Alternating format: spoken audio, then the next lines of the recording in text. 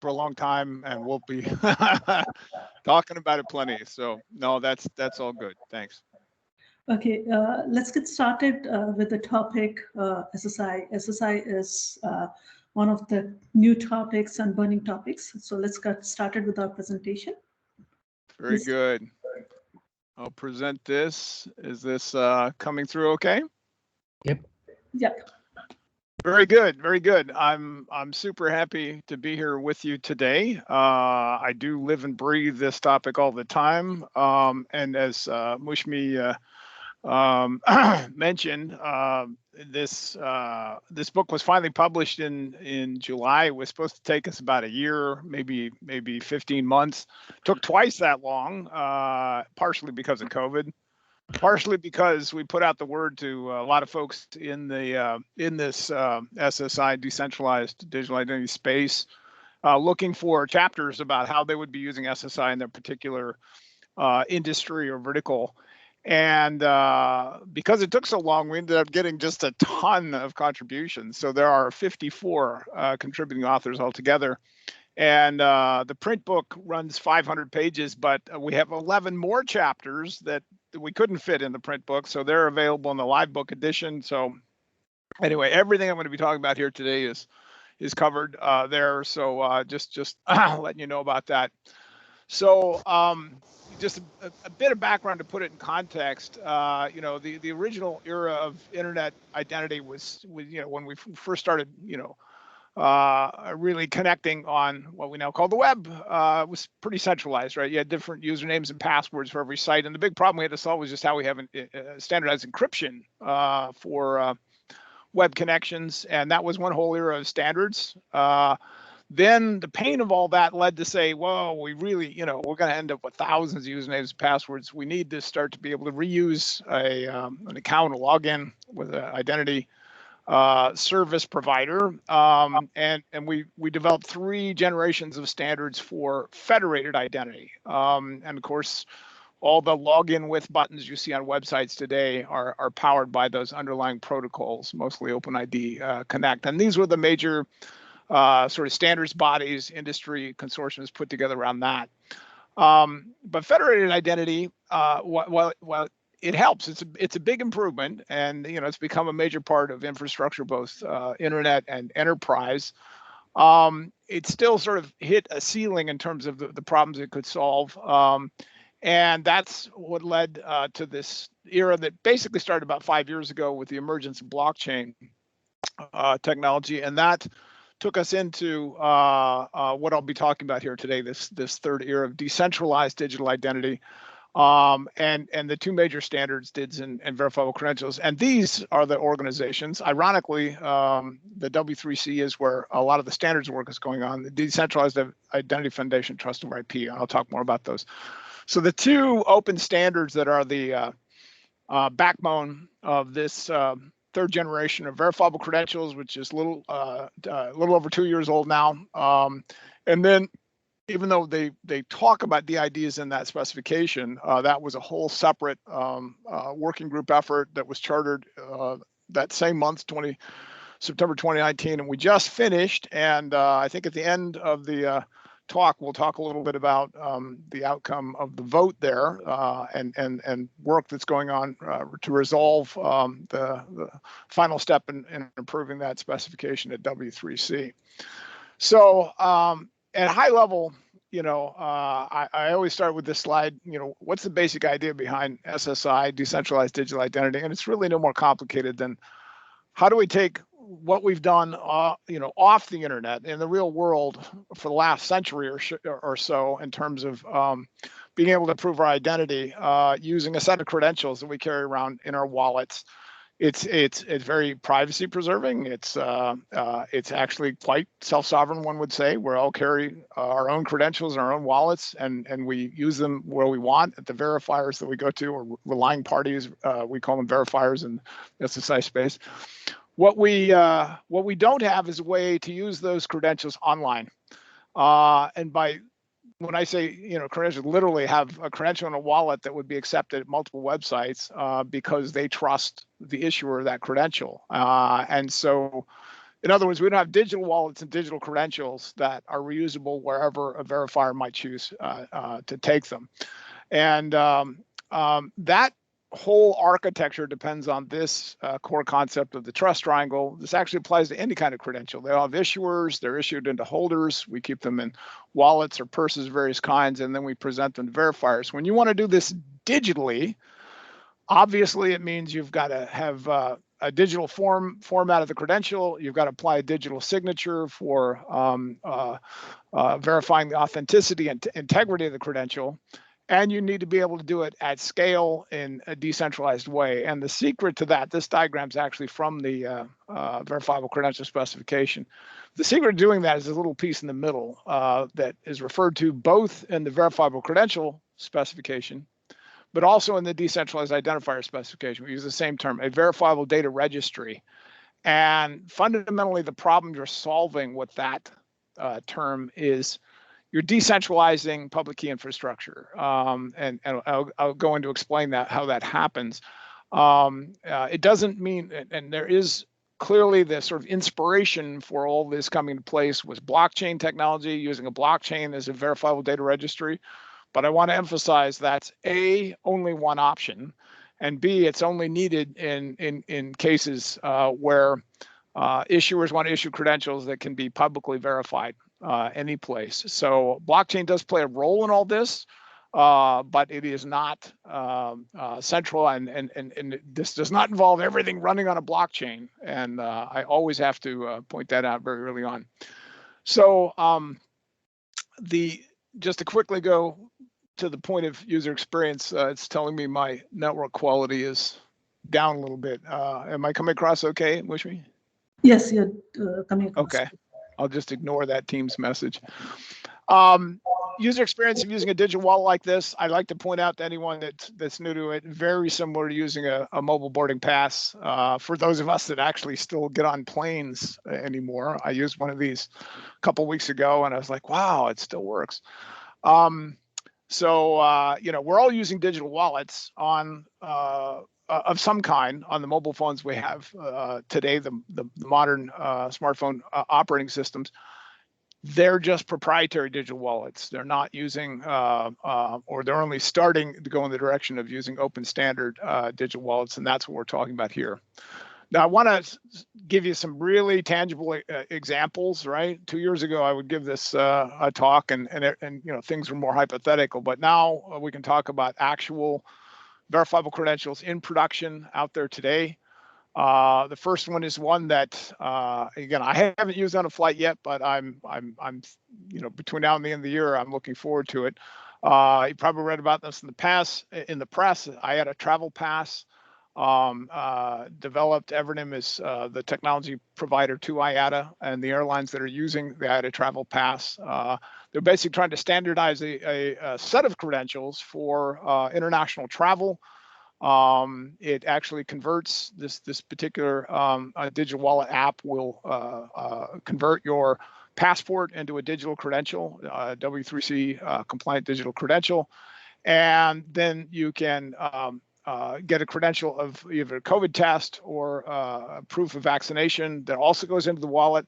And then you can enter a, actually it's here on this next slide. You can enter an itinerary, and it will analyze it and say, okay, you have the credentials you'll need, or this is how you get the credentials you'll need for that itinerary. When you go and get the tests or vaccinations, you can then load those credentials and produce what they call the travel pass for your entire journey. So this is a new airline that's using travel passes being announced, or groups of them every couple of days right now. So I think by the end of the year, it will be a majority of the airline industry will be using IATA travel pass. The SDK for this, by the way, is also now being integrated with directly some of the airlines' own applications. So that's one example, and I think it'll be very broad. Another one in the UK, the National Health Service. Again, they were already working on this, and then COVID came along, and they are, they have over 1,000 hospitals, healthcare sites in the UK, and doctors and nurses need to move around between them with quite a bit of frequency. With COVID, it really became important. And it was taking, they estimated almost 100,000 hours of doctor or nurse time was being used up by verifying the paperwork as a doctor or nurse needs to move between facilities. By moving to a verifiable digital credential, what they call the staff passport, they believe they can reduce that to, like 5 seconds on a verification, and put all of that 100,000 hours into actual healthcare instead of paperwork. So that's another very tangible example. A third one, this is more of an industry consortium. The credit union industry, starting in the US and Canada, has standardized on a verifiable credential of credit union membership. It's called the Member Pass. And there are over 20 credit unions that are offering them now, and it's growing fairly rapidly once there was enough proof out there of how it works. And single credential you can use, as they put it, call in, walk in, or log in. Any way you want it. Eliminates the whole 20 questions of are you really the credit union member that you say you are. And lastly, in healthcare, verifiable credentials are truly support the vision of patient-centric day exchange. You see here examples of the kinds of credentials that are being developed by Lumetic. It's a subsidiary of one of the major healthcare providers here in the US.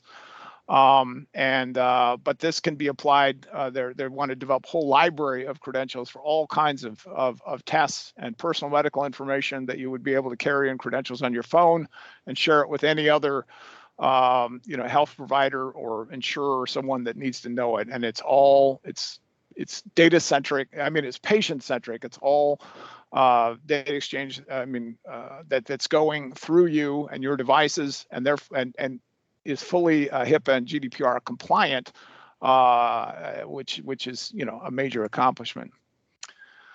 I'm happy. Mushmi, feel free. I can stop at any one of these junctions and take questions, or we can save it until the end. Tell me what you prefer. I don't see any questions in the chat, so we can continue. Thank you for bringing this up. These are some real life examples of verifiable credentials, so it's good for the team as well to learn about them. Let's deep dive into verifiable credentials and learn a little more about the actual technology behind it and how it's privacy protecting and zero knowledge proofs. Bingo. That's what this next section is about. So I'm going to, I'm going to get into not, the technical architecture. I'll put it that way, not into specific technology choices. We can talk about those or take questions about those. But this is basically how it works. Now, again, this is the Truss Triangle here, and I've added the verifiable data registry piece here. So I'm just going to step through the basics to make sure it's clear. Step one in the chain is an issuer. And this is where decentralized identifiers come in. If an issuer wants to have its credentials widely verifiable, what I call publicly verifiable, then it will it'll generate a DID, and it's either generated, there's 112 registered DID methods right now for decentralized identifiers. That's because a method is how does it work with a particular verifiable data registry, and so any verifiable data registry can have a DID method developed for it. And what it means is there's a standard way to write the DID and then to read it and get back the cryptographic metadata, primarily the public key, although there can be other things like the schema that's being used or what's called a revocation registry. So in any case, the issuer generates the key pair they want to use and writes the public key and what we call a DID document to the verifiable data registry. Now they're ready to, if they've established the schema for the credential, they can now start issuing the verifiable credentials to holders. And of course, each one is signed with the private key for that key pair. And that credential will contain the DID of the issuer. So now when the holder goes to provide a proof of that credential to a verifier, that proof will also contain the DID of the issuer, just like every credential that we have in our wallets, contains a logo identification information for the issuer of that credential. The verifier will take that DID and they do a read of the DID document from the verifiable data registry, such as a blockchain. And with that, with the public key that they get back, they can now verify that proof. And the really key thing about this this protocol flow is there is no integration at all needed between a verifier and an issuer. There's no communication need. There's no what we call phone home that there is in federation protocols between the verifier and the issuer. So A, it's very efficient. It's very decentralized. And B, it's very privacy preserving to not have this required. So that's the essence of it. Now let's take another run through this and be very specific about an example to drive it home. I had a travel pass. Now I'll fill in the specifics. The issuers I had a travel pass are health authorities, either labs giving you a test or health authorities issuing a vaccination, that proof of a vaccination. All those issuers are registering their DIDs on the Sovrin blockchain. It was launched 4 years ago exclusively to serve for self-sovereign identity, and it's just optimized for DIDs and DID document information. And there are, I think at this point, almost 1,000 health authorities that have DIDs on Sovrin, so they can be issuing travel pass credentials, which they of course then are issuing to travelers, and those are signed with the private key of the health authority. The traveler now is in a position to produce a proof of that credential to an airline that needs to know they have the necessary information, and the airline will use the DID and the proof to read the document from the Sovrin blockchain, verify that, and again, no integration is needed here at all. And I'm going to go into, IATA studied all the solutions on the market, and they chose verifiable credentials and DIDs specifically for the decentralization and privacy preserving characteristics, because they are, their airline customers have to serve travelers anywhere in the world, obviously up to billions of travelers, and they want to be able to meet the privacy requirements of airlines and the jurisdictions throughout the world. So so they wanted to go this direction. So that's in the chat from Haishing. Good. Okay. What does it mean when you say trust between the verifier and the issuer? Can you elaborate on that? Because this is not point-to-point trust, right? This is an indirect trust. Yes. So what we're meaning by that is that a verifier is only going to rely on the information in a proof if they trust the issuer of that credential. So if you, for instance, as a verifier, as an airline, if you get a proof of a credential that was issued by Starbucks for a loyalty card, it's not going to do you any good because you don't trust Starbucks to be, or if you got an issue, a health credential issued by a doctor someplace that is not recognized by IATA. And I'm going to go into that in a minute, how you can scale that kind of trust relationship. But the reason that's a dotted arrow is because there's no actual integration needed there. What the verifier needs to know is what issuers or what governance frameworks that issuers are operating under are trusted by that. And I'm going to show a specific example of the IATA governance framework shortly. Does that help? Yeah. Good. Yes, sounds good. Please go ahead. Okay. So I'm next going to go down deeper into the privacy by design architecture that's used in this. And I want to emphasize as I go into this, the W3C standard supports 3 major flavors of verifiable credentials for different types of use cases. And this, what I'm going to show you, is one of them. It is the one that supports zero knowledge proof cryptography. And that's what Evernym has concentrated on for all these reasons.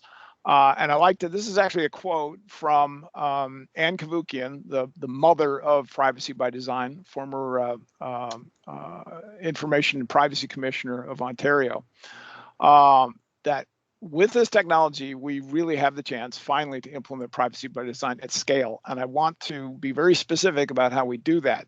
So we talked here at the bottom part of this diagram about public DIDs, all right? But now I want to talk about the relationships taking place up here, the actual protocol interactions, and introduce a second kind of DID for which there's a specific DID method, and it's called a peer DID. When this relationship is established between the holder and the issuer, peer DIDs are generated and exchanged as literally there's key pairs on both sides. From that, a peer DID, each party generates a peer DID and the associated DID document with the public key and exchanges it in a protocol here, which is built on Diffie-Hellman key exchange. So there's a secure protocol for initiating this, the result of which is I call it a secure pipe, right? It's a pairwise private channel for communications between the two of them. We'll go into later, there's a protocol designed specifically for communications over that channel called, not surprisingly, DIDCOM, based on DID communications. But these pairwise peer DIDs they're not registered on any blockchain. In fact, they're not known to anyone except for the digital wallets of these two. And when the holder goes to establish this relationship, it's another set of private pairwise peer DIDs. So when you start to look at the digital wallet now, you see it's not just a container for credentials, it's a container for all the peer DIDs that are involved in the communications relationships for a particular holder. And this architecture is highly privacy preserving because above this line, all of these interactions take place completely off-chain. They don't involve any immutable blockchain, and they are completely GDPR compliant. In fact, there's a wonderful feature here that if the holder ever wants to exert their right of erasure, or the right to be forgotten, as it's sometimes called, the holder can actually send an authenticated DIDCOM message over this channel specifying exactly, basically exerting that right and what data they ask to be deleted. And the holder and the issuer are going to both get verifiable, authenticated messages that can keep a log of that information. So the holder can prove they made the request and the issuer can prove that they received it from the authenticated holder. And it's really a very elegant way of implementing exactly what GDPR is all about. Besides, these are, all the other requirements of GDPR, it's almost like we're designing it from that standpoint from the bottom up. So so that's the basic story there, but there's one piece missing here, and someone, if they haven't put it in the chat, it would be like, well, how do you know the holder is the actual, how do you know the holder is the holder that the credential was issued to? And there are two parts to that story, and I'm going to go into the first one. Actually, first I want to reinforce this point again. Blockchain's very good solution, not the only solution. There are other kinds of verifiable data registries. IPFS, for instance, a distributed file system can be used, and directory systems, other things like that. But we do not need or want blockchains for these private peer interactions up here. I see a question from Vishwas around. Sure, go ahead.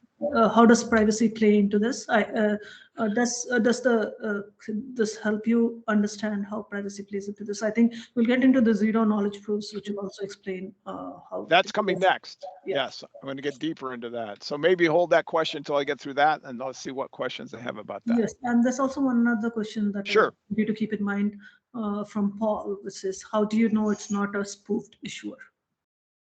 Yes, and I'm going to get to that one too. So let's just hold those and make sure once I get through it that we'll have we can come back to that. All right, so now I'm going to go into this. Again, one half of the question: how do you know it's the authentic holder? And again, we've separated out. We've got the public DIDs down here and the private DIDs here. So the first point I want to make is once these peer-to-peer peer DID connections are made. Once the issuer and the verifier separately develop confidence in the holder and their control of their digital wallet, then that connection and the ability to sign all the messages on that gives them an authenticated channel. DIDCOM uses authenticated encryption for all of its messages. So you've established a much deeper, some people call it TLS for everyone, right? for all the communications. So really what has to happen is you have to be convinced the holder is the legitimate holder of the credentials, and that the actual, when we're talking individuals here, and I want to make the point, everything we're talking about here does not apply just to individual identity. It applies to organizational identity and IoT. Anything that needs identity can use this infrastructure.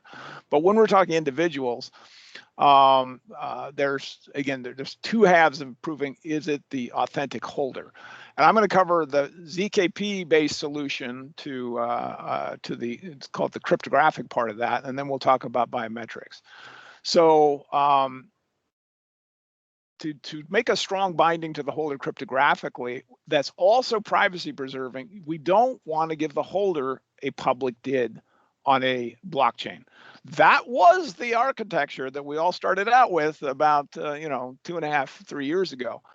However, it rapidly became clear, if we give the holder a public DID and that's the issuer's issuing the credential to a public DID, and you're signing all of your presentations of that, you are sharing not one, but two globally unique identifiers everywhere you use the credential. It would be worse than the tracking cookies, the third-party cookies that we have today. It would be a super cookie. And so he said, that is not where we want to go. We want to go the other direction. And the answer is using zero-knowledge proof based verifiable credentials. And so that starts with this. In the wallet, there is there are different zero-knowledge proof cryptography uses different terms, but it's always basically a long random number. It's not a private key. It's very much like a private key. It's generally called the link secret. That is established in the wallet once, and then whenever the holder requests a zero-knowledge base credential from an issuer, they create a derived version, a blinded version of that link secret, one that they can cryptographically prove is associated, but it's different for every issuer that they hand. So the holder gives that blinded version of the issuer. The issuer uses that to ZKP encode the credential that goes to the holder and into the holder's wallet. And the result of that process is only that holder that has that link secret in their wallet can then produce a zero-knowledge proof of that credential.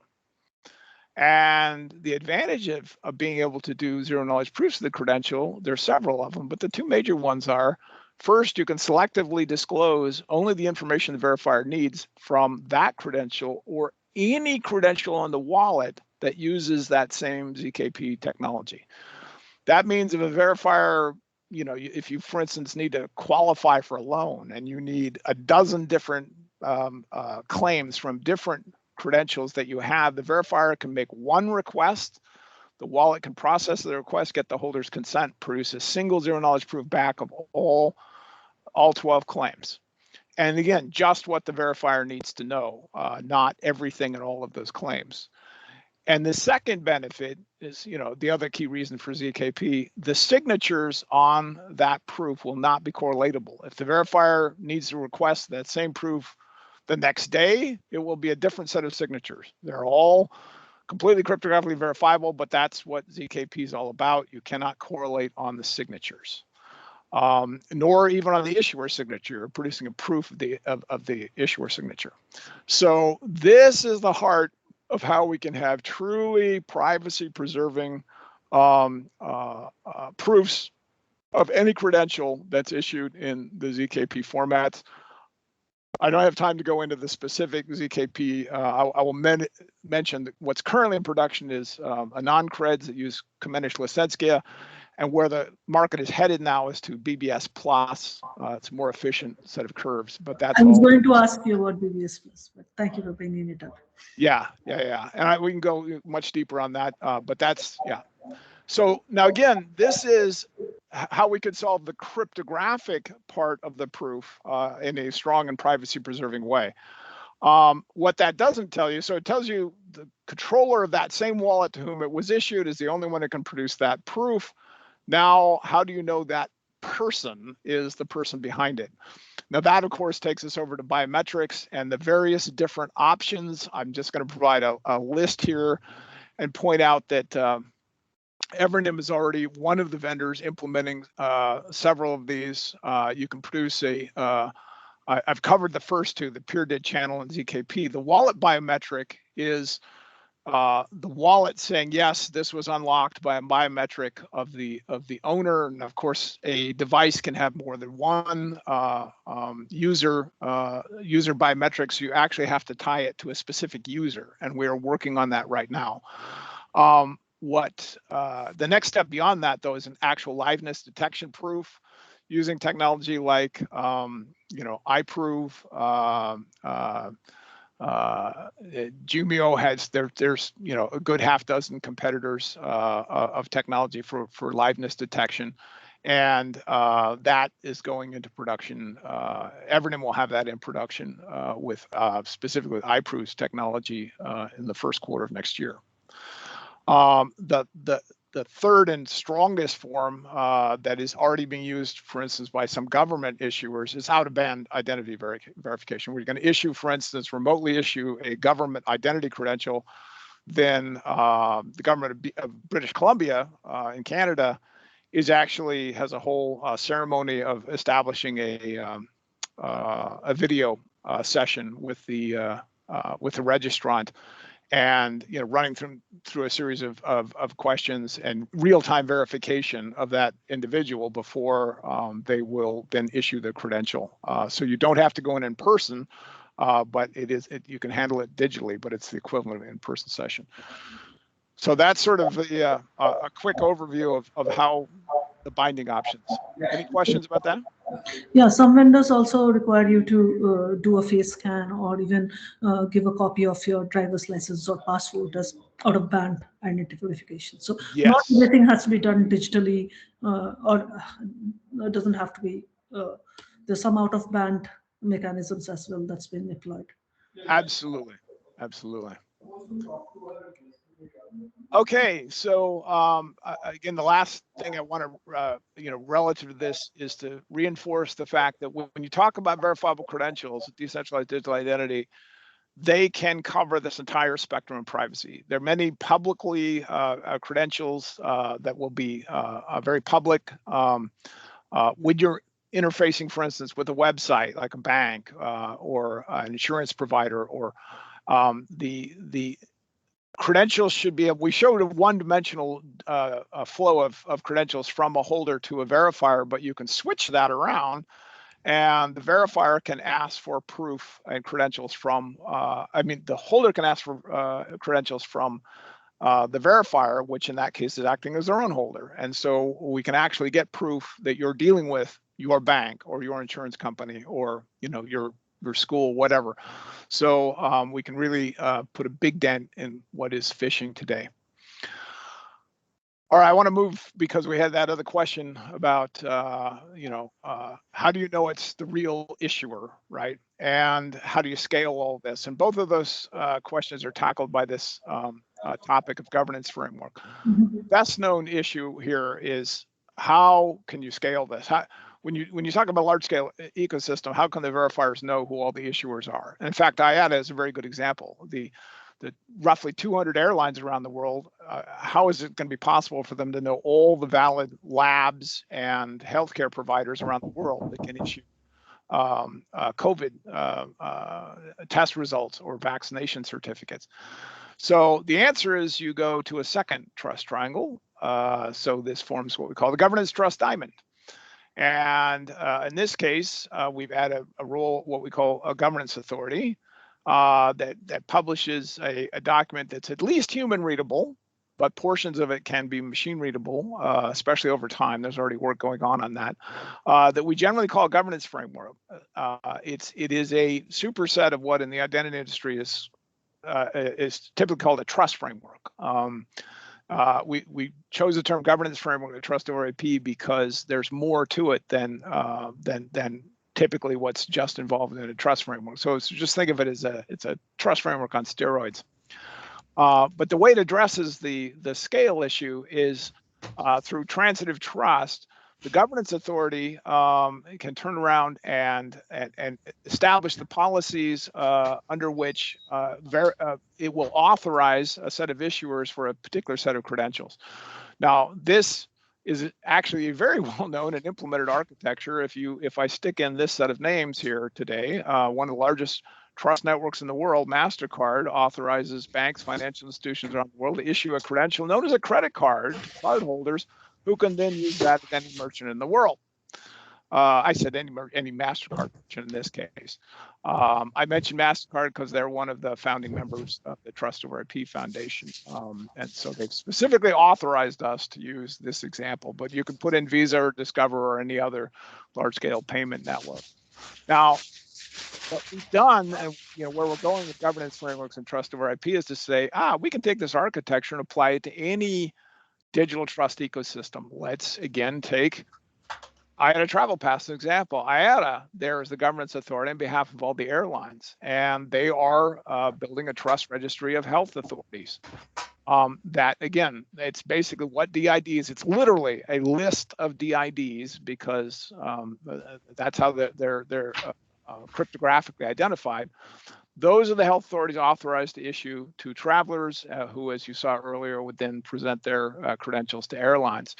Again, this is it scales very much. It's a global ecosystem. The rules and the policies and the complexity of how this will operate on an international basis, that's exactly what IATA is defining. So again, the whole idea is now any digital trust ecosystem of any size can use this overall approach. And we have dozens of examples emerging out of the trust of IP. And that's actually, unless there's a question right there, I can finish with this last section on the trust of IP stack. But are there any questions there?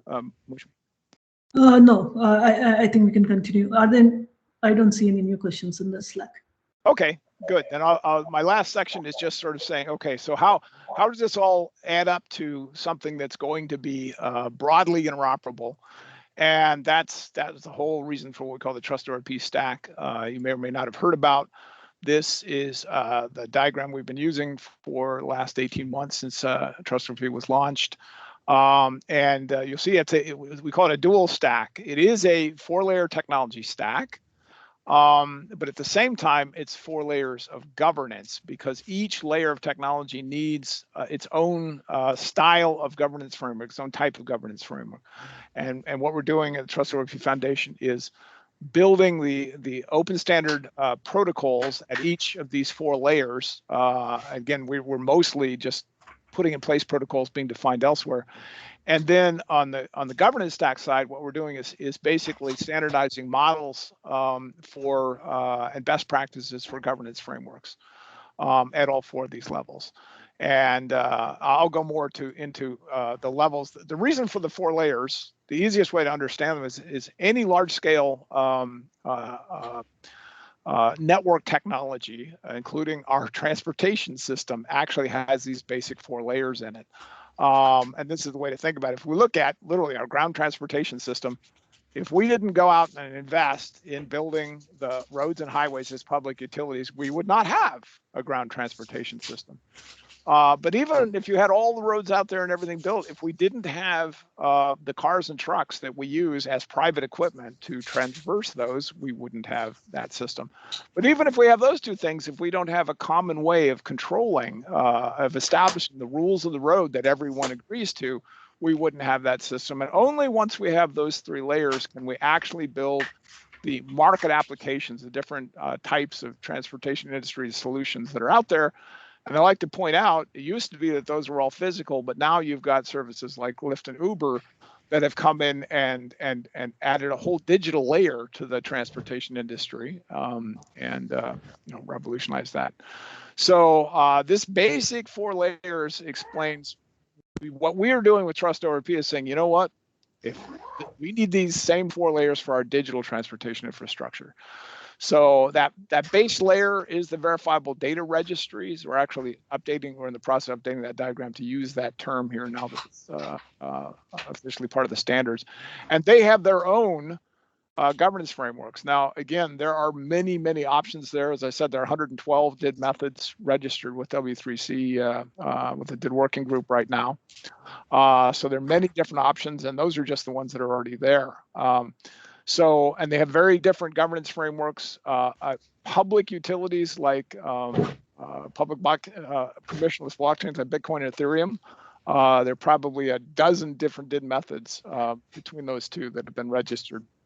And of course, many other blockchains, but also others that do not use other, as I said, non-blockchain based services at layer one. So I think there are going to be a lot of options there, but all of them, what will standardize them is, again, interfacing through their DID methods and DID resolver. And layer two, this is all about the agents and wallets. And I don't have time today to go into, I know you're addressing the Cloud Security Alliance.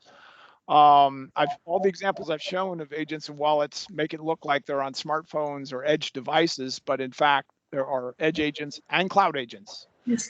And cloud wallets, and we think there's a huge future in that. Some vendors are specializing in cloud wallets, custodian wallets for this. Can you give us an example of cloud wallets that you've seen? Well, I can mention, yeah, there are a couple of vendors that have cloud wallet solutions. Trinsic is one of them. Isatis in Germany, I think, has both edge and cloud wallet capabilities. Cloud wallets, and specifically when you have populations where, such as, refugees or developing nations. If you're familiar with Kiva, KIVA.org, it's one of the world's largest microlending platforms. They are standardizing on self-sovereign identity for the infrastructures they're putting in place for countries. Kenya is one of them. I think they've announced a couple others. And those are mostly cloud wallet based.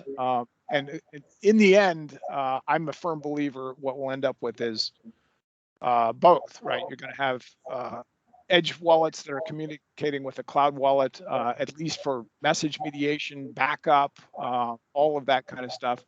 And but you'll have other populations that are using cloud wallets exclusively. And at that layer, I like to point out these are the latest, the slowest governance frameworks to emerge are on wallet security and privacy standards, but they are coming because the governments that are now moving in, whether it's the EU, several Canadian provinces, are saying we're going to have to establish standards for the agents and wallets to be trusted. And then layer three, of course, is the Truss Triangle, and there it's maybe the most obvious need for governance frameworks for credentials themselves. IATA, is a good example. Member Pass in the credit union industry, and those credential governance frameworks, they cover what are the credentials, what are their definitions, what are the policies for issuing them, for revoking them, so that all the verifiers know what they're dealing with. Levels of assurance for a particular credential, both identity assurance and authentication, all of those things would be defined in those kinds of governance frameworks. And then finally, we get to the application layer and what we call digital trust ecosystems.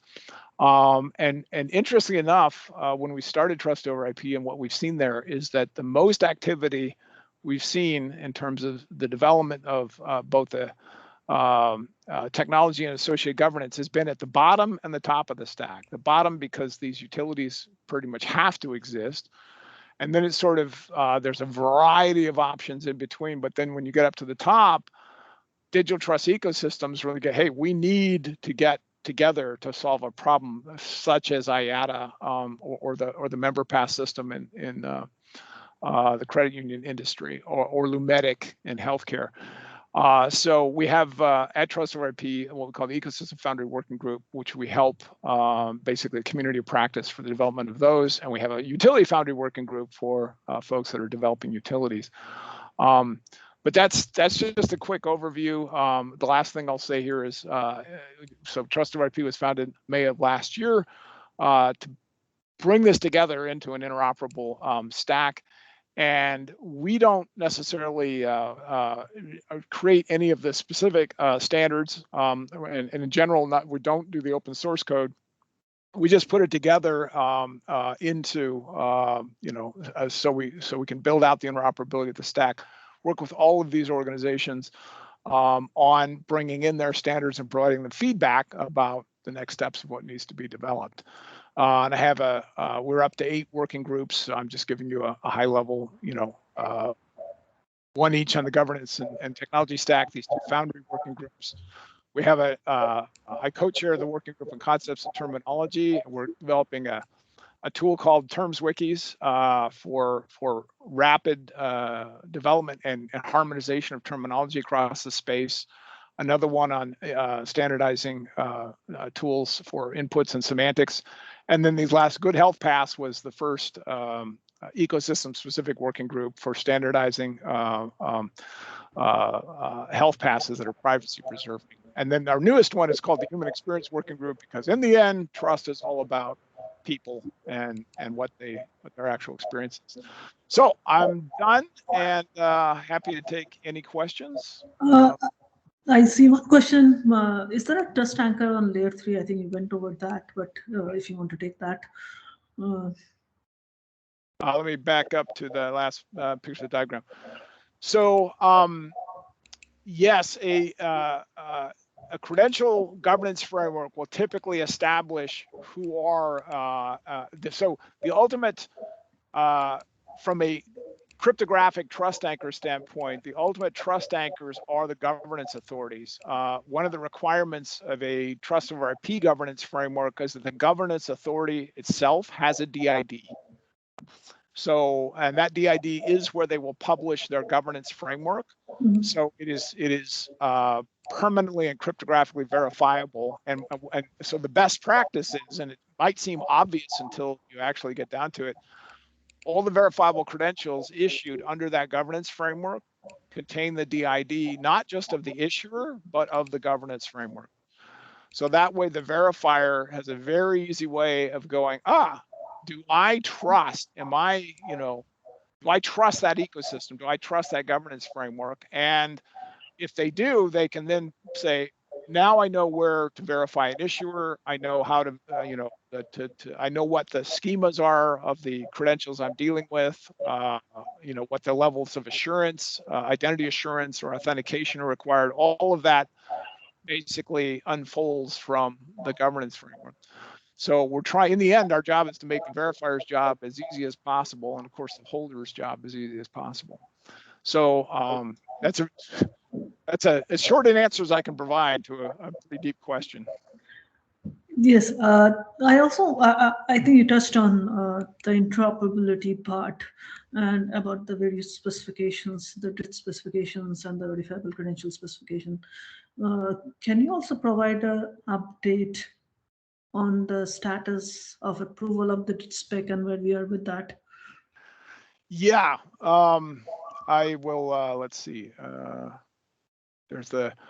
I'm happy to put in the chat facility. Actually, I don't see because I'm sharing my screen, but I will stop in a minute here. Evernym just published a blog post about that last week. Here's the short story. When we finished the 2-year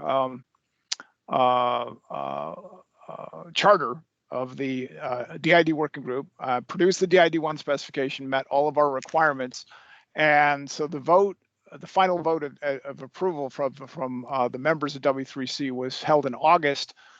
And even though votes are private, what became public at the very end was Mozilla published a formal objection, which surprised a lot of us, given that Mozilla, we thought Mozilla would be very supportive of decentralized identifiers, decentralized identity. But in any case, they published that and they made it public, which is, it's their option to do that.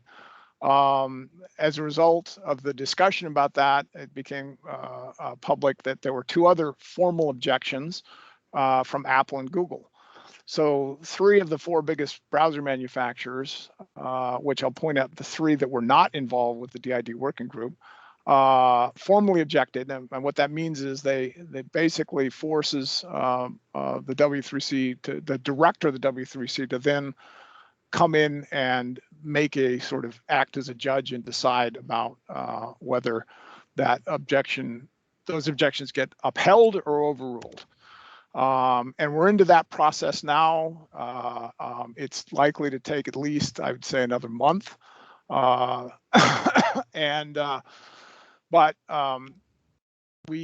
those of us who had spent, last 2 years working on the spec and 3 years before that developing the spec before it got that far, we felt the objections were, they didn't hold a lot of water. I'll put it that way. And I'm happy. I'll stop sharing now too, so I can put the link that into the chat for anyone who wants to dive into that further. I'm happy to answer any questions about that. Evernym is being very public about our position. The Trustworthy Foundation and the Decentralized Identity Foundation, DIF, are about to publish a blog post publicly in support of the DID spec. Several others have already done that. So I'm confident that one way or another, we will see this through. It has been pointed out to me several times that the fact that those 3 browser vendors objected is maybe the single best proof that we're doing the right thing. Yeah, thank you so much for sharing this insight on SSI. This is such an important topic, and it will be beneficial for our team members as well, and the members of Cloud Security Alliance to learn about this as they start thinking about SSI and the SSI journey. I see. I'll just take the last question that's been presented here. In terms of SSI and VC, do you think the technology will enable the creation of entirely new and possibly transformative commercial products? Yes. My answer is an emphatic yes. It will definitely be used as a feature within existing products and services, and it's already being, incorporated into infrastructures by the major IAM providers such as Okta and Ping has become active in the area. So it will definitely be part of that, but it's already been used to produce, new innovative ways to tackle both identity and what I call trust relationships.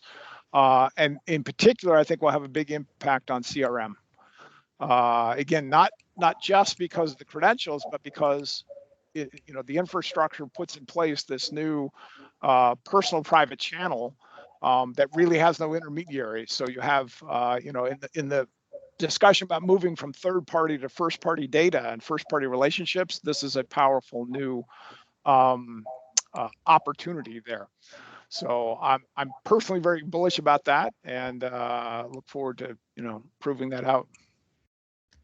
There seems to be a lot of interest around SSI, and I see another question around IoT application and devices as well. If folks want to learn more about SSI, I think they should check out the book by Drummond. That has a very good detailed description of SSI. I do, and I'm not just plugging the book. I do want to say there is an entire chapter about SSI and IoT and several other chapters that talk quite a bit about it. Some folks actually feel that will be the biggest initial usage because of the scalability of the technology and its ability to be used with any form of device. So I'm very bullish about that too. And by the way, so we've talked about IoT, we've talked about people. Organizational identity, I will mention because they've been public about it. GLIFE, the Global Legal Entity Identifier Foundation, is going into pilot this fall and into production in the first half of next year with verifiable credentials for the LEIs, legal entity identifiers for organizations. The ISO standard, globally verifiable identifiers for organizations. It will be a whole new baseline or foundational infrastructure for digital trust among not just legal entities, corporations, businesses, but also their employees and officers. So you can learn more about that, glyph.org. But a lot more information will be coming out this fall and next spring. Any parting thoughts from Vishwas, Jem? I see you guys are also on the call. No, I think this has been a great presentation. I think we've seen a lot of questions. I know we've not answered every one of them because there have been so many. But thank you, Drummond. I think this has been a great learning for a lot of us. Thank you. I could talk about this all day and all night. So very happy to be here, and feel free. I'll put my lots of folks like wish me they managed to reach me on LinkedIn. That's like, it's become this whole new channel. But if you need to reach me at Evernym, that's my email address. Happy to connect you with, engineering teams, product teams, whoever might be helpful. And thank you very much. I think, this is a great opportunity to present. Let me know how I can be of help. Thank you so much. Any parting thoughts, Jem? I see he's on mute. Cool. Thank you. We thank you, Drummond, for participating in this meetup, and thank you for all the members who have attended this session. We're going to share this recording on our Cloud Security Alliance Silicon Valley YouTube channel. Please check that out. And if there are any other topics that you're interested in, please let us know. There's a lot of research and interest in blockchain and SSI, so looking forward to hearing from you guys. Thanks. Thanks all. Night, everybody. Good night.